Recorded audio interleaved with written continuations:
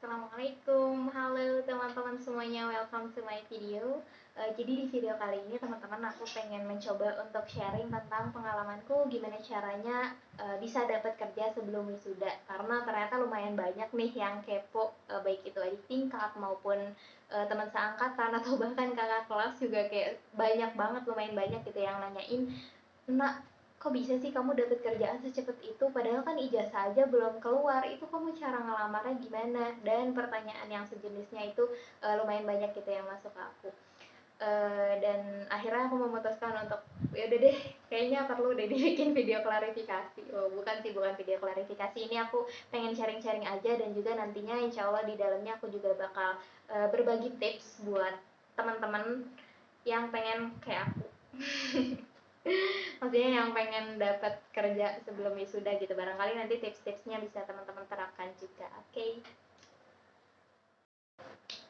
So, teman-teman sebagai seorang mahasiswa gitu ya, khususnya mahasiswa yang udah ada di semester akhir nih, pasti teman-teman ada dong sempat kepikiran gitu tentang ini setelah aku wisuda aku bakal ngapain ya, atau kayak aku bakal jadi apa nih, atau kayak yang seudah nggak jadi mahasiswa lagi nih aku harus ngapain gitu kan. Nah, pasti hal-hal kayak gitu pernah lah selintas terpikirkan di benak teman-teman semester akhir gitu.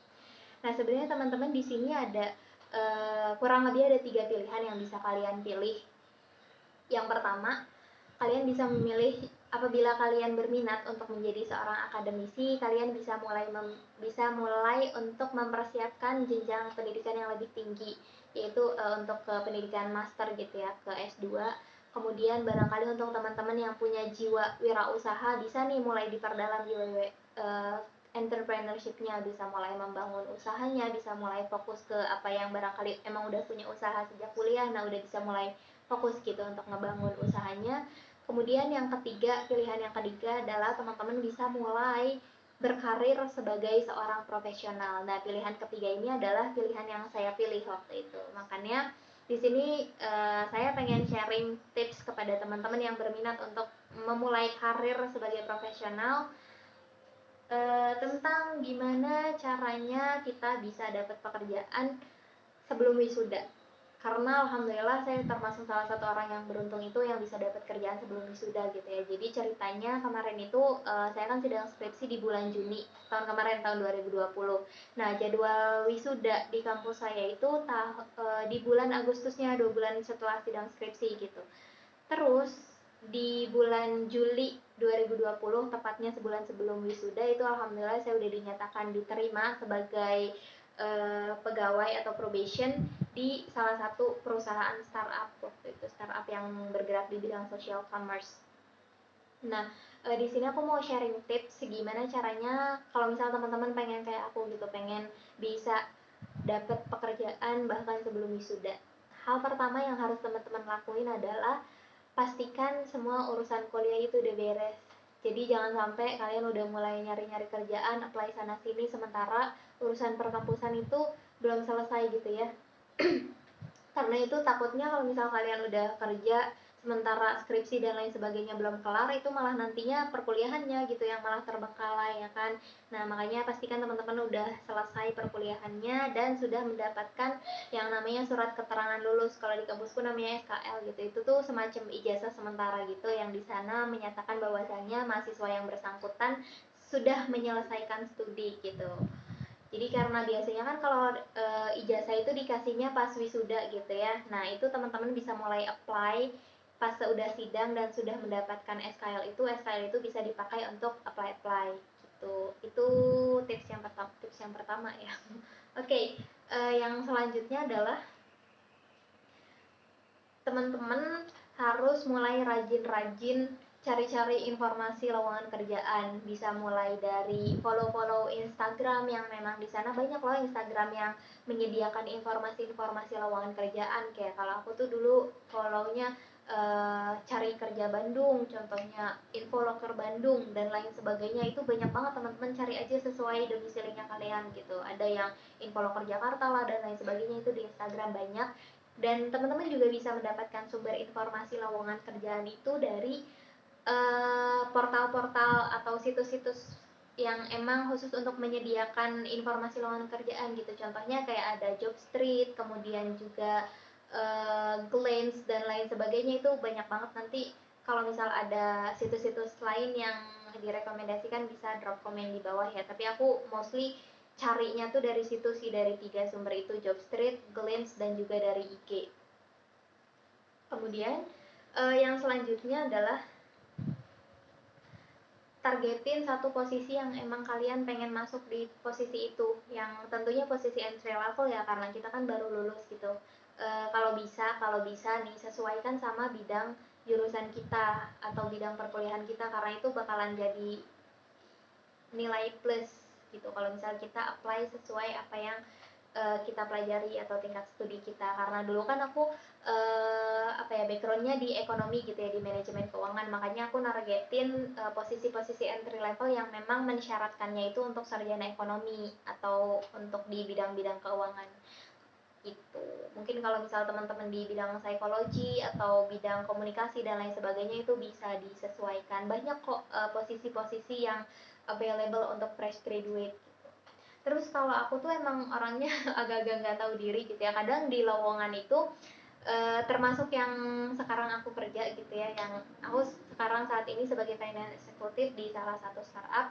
Waktu itu mensyaratkannya adalah minimal 1 tahun pengalaman sebagai finance, tapi aku ya udah aku apply aja gitu, emang nggak tahu diri sih dasar. Tapi toh nyatanya lolos gitu, karena selama kita percaya diri sama apa yang kita punya, sama sama kemampuan yang kita miliki, ya why not gitu kan.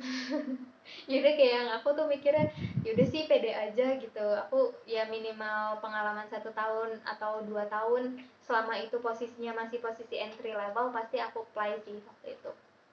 Nah terus yang selanjutnya adalah kalian harus mulai build CV dari sekarang, khususnya yang saat ini masih kuliah gitu ya, ini waktu kesempatan emas banget buat kalian membangun CV yang bagus. Maksudnya di sini membangun CV yang bagus itu bukan kayak mau desain-desain CV secantik dan seciamik mungkin gitu, nggak kayak gitu. Maksudnya tuh kalian buatlah CV kalian tuh berisi, mungkin bisa diisi untuk teman-teman yang aktivis organisasi, bisa nih maksimalin di organisasinya gitu, banyakin pengalaman-pengalaman di organisasinya. Atau barangkali teman-teman yang emang nggak pengen ikut organisasi itu, kalau saranku perbanyak pengalaman di magang. Jadi kayak yang aku kemarin itu sebenarnya magang, karena jurusanku ini kan manajemen keuangan, jadi ada satu magang wajib gitu yang wajib dilaksanakan sama mahasiswa, itu kurang lebih 2 sampai 3 bulan. Tapi aku ngambil magang lebih dari itu. Kemarin aku tuh magang di 2 tempat. Jadi satu magang wajib, satu lagi magang yang emang aku pengen sendiri gitu. Nah ini juga hal-hal yang kayak gini bisa menambah nilai plus, menambah poin plus gitu untuk teman-teman. Kemudian selanjutnya apa ya tips buat di CV itu? Lupa deh. Ya pokoknya nanti kalau misal aku inget aku tambahin deh, sharing lagi. Terus yang selanjutnya adalah sebar CV sebanyak-banyaknya. Nah, tadi kan aku udah kasih tahu ya sumber-sumber informasi di mana teman-teman bisa mendapatkan informasi mengenai lowongan pekerjaan itu di mana aja.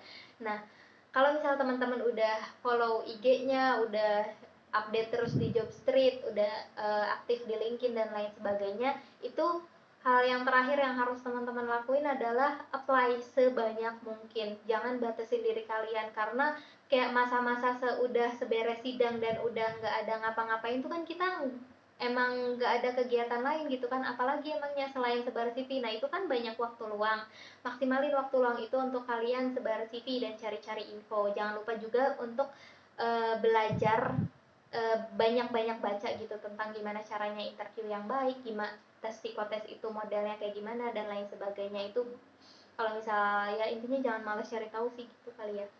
Terus tips yang terakhir adalah, ini kuncinya sih teman-teman, penasaran ya kan?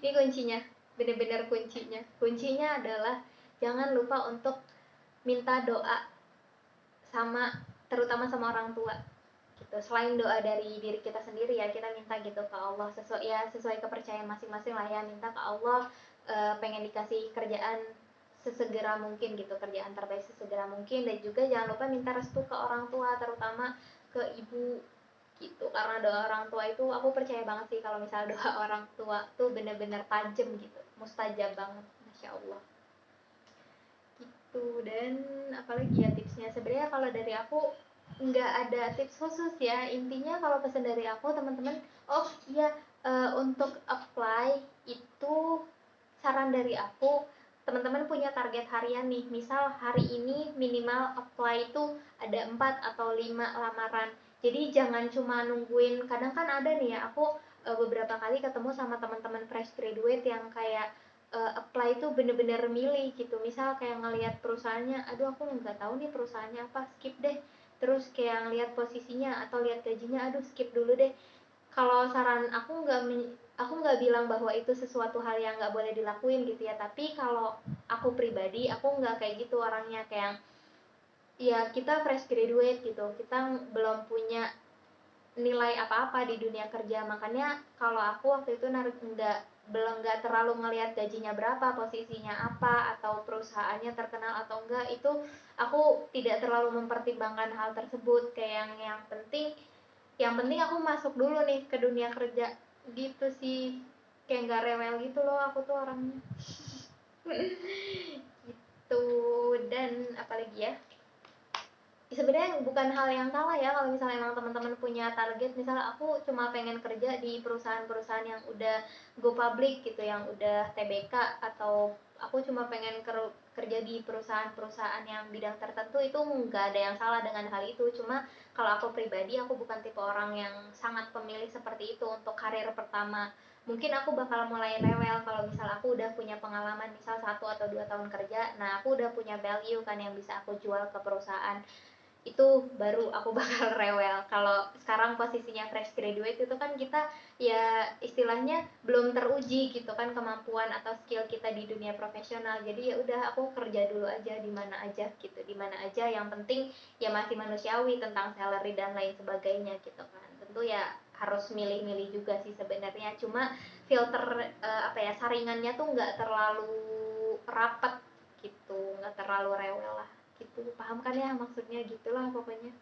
Aku pabaliot banget deh ngomong. Ya pokoknya gitu teman-teman, jadi tips dari aku intinya jangan lupa untuk berikhtiar dan juga berdoa. Itu sih, aku nggak tahu lagi dia mau ngomong apaan.